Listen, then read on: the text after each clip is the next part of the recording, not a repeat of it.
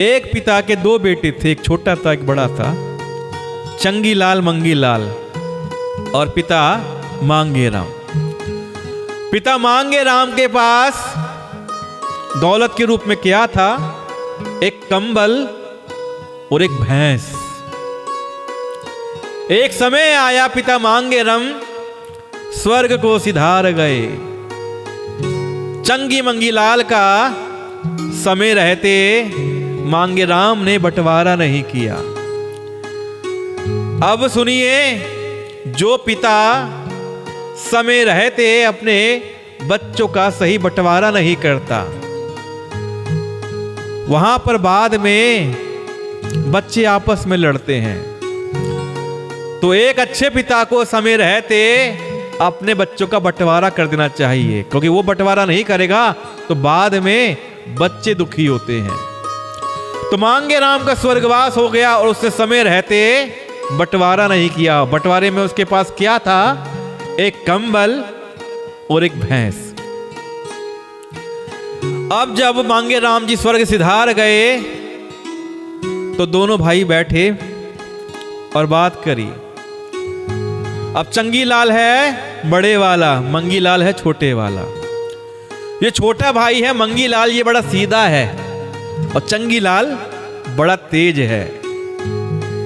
तो चंगी लाल ने बंटवारा किया, देख मैं बड़ा हूं और मैं बंटवारा करता हूं कि ये कंबल हम फाड़ लेंगे तो किसी के काम का नहीं रहेगा। एक काम करते हैं, दिन में इस कंबल को तुम रख लेना, रात को ये कंबल मेरा हो जाएगा।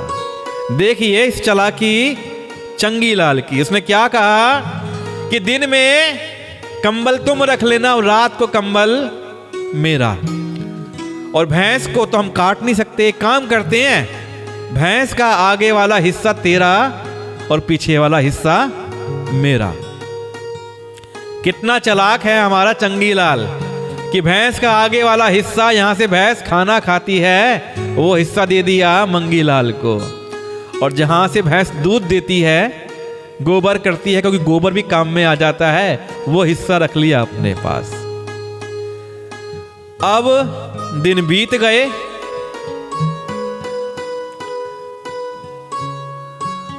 चंगी लाल बड़े मजे में और मंगी लाल दुखी।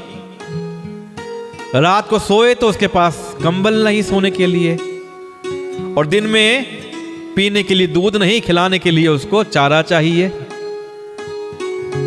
एक बार कहीं से घूमते हुए बड़े महान गुरुजी वहां पर मंगी लाल के पास आकर ठहरे।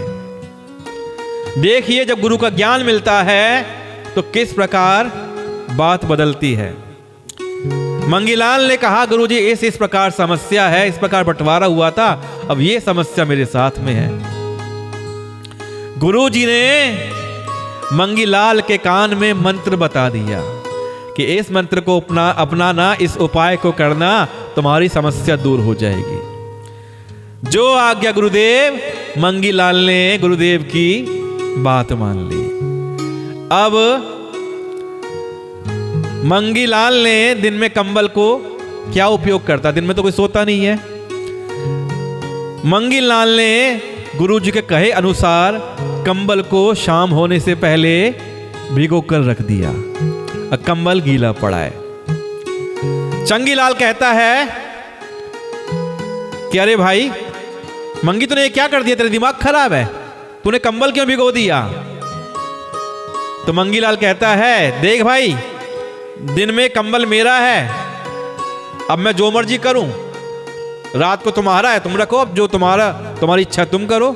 मेरी जो इच्छा थी दिन में वो मैंने कंबल के साथ में किया। अब गीले कंबल को चंगी लाल क्या बिछोए और क्या सोए।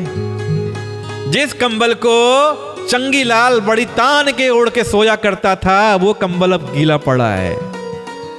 लेकिन करे तो क्या करे, क्योंकि दिन में कंबल मंगी लाल का है, चंगी लाल को तो गीला कंबल मिला है, उसे तो वही झेलना पड़ेगा। अगला दिन हुआ, भैंस का आगे का हिस्सा किसका है? मंगी लाल का, और पीछे किसका है? चंगी लाल का। अब मंगी लाल ने भैंस को खिला पिला दिया, चरा के ले आया। अब जैसे ही चंगीलाल भैंस का दूध निकालने आया, मंगीलाल ने भैंस के जोर से आगे के हिस्से पे, माथे पे, सर पे लाठी मार दी और भैंस ने जोर से लात मारी और चंगीलाल को उठाकर दूर फेंक दिया।